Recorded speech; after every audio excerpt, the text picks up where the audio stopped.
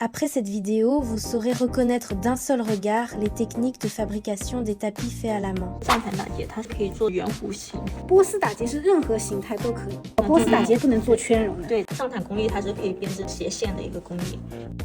Qu'il s'agisse de tissage ou de nouage, chaque méthode révèle des détails et des caractéristiques uniques. Nous en avons résumé les avantages et les limites et vous guidons à comprendre les tapis à travers leur structure même. Le tapis tissé à plat est créé par l'entrecroisement perpendiculaire des fils de chêne et de trame. Son motif présente une symétrie en miroir entre l'endroit et l'envers et immédiatement lisible. Sa technique est relativement simple, rapide à réaliser, mais elle ne permet que des dessins géométriques de base. En revanche, le tapis noué à la main demande un temps considérable. L'artisan noue chaque fil, puis coupe les brins pour former la surface veloutée. Ainsi, ce type de tapis ne peut présenter qu'un effet rasé et duveteux. Le nœud tibétain, enroulé autour d'une tige, produit un velours épais avec une structure souple mais résistante. Il permet d'assembler des tapis de matériaux et d'épaisseurs différentes, offrant une structure dite modulaire. Mais il ne peut pas produire de véritables courbes continues, les bords apparaissent souvent en bloc.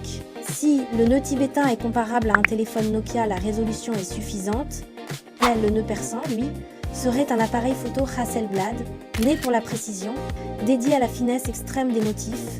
Grâce à son nœud asymétrique, plus petit, il permet d'intégrer davantage de nœuds dans le même espace, au prix d'un temps de travail beaucoup plus long.